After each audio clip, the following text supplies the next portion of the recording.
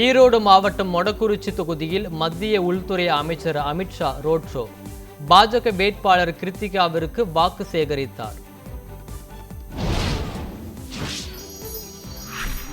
தமிழ்நாட்டில் குடும்ப அரசியலால் ஜனநாயகம் சீரழிந்துள்ளதாக மத்திய அமைச்சர் அமித்ஷா விமர்சனம்.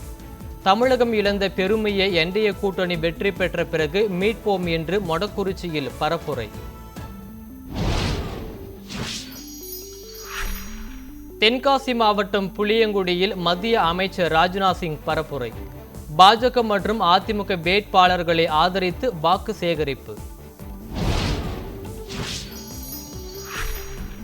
தமிழகத்தின் வளர்ச்சிக்காக பாஜகவிடம் குரல் எழுப்ப இயலாதவர் எடப்பாடி பழனிசாமி. ஓசூரில் நடைபெற்ற பரப்புரை கூட்டத்தில் முதலமைச்சர் ஸ்டாலின் விமர்சனம். மகளிர் இடஒதுக்கீடு மசோதாவை தோல்வியடைய செய்த மகளிருக்கு அநீதி இழைத்த கட்சி திமுக.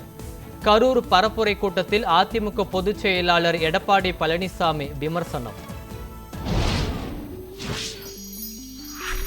முதலமைச்சர் மு.க.ஸ்டாலின் பெண்களின் தோல்வியை கொண்டாடி வருகிறார்.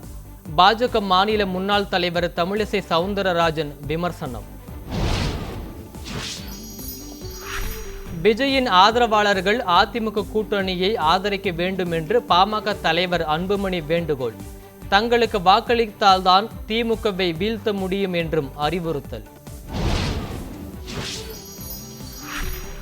திருச்சியில் பரப்புரை மேற்கொண்ட தவிக தலைவர் விஜய். வழியெங்கும் உற்சாக வரவேற்பளித்த தொண்டர்கள். எடப்பாடி தொகுதியில் சுயேட்சை வேட்பாளர் பிரேம்குமாருக்கு ஆதரவளிப்பதாக அறிவித்தார் தவிக தலைவர் விஜய். தவிக வேட்பாளரின் வேட்பு மனு நிராகரிக்கப்பட்ட நிலையில் அறிவிப்பு. விருதுநகர் அருகே பட்டாசு ஆலையில் வெடி விபத்து.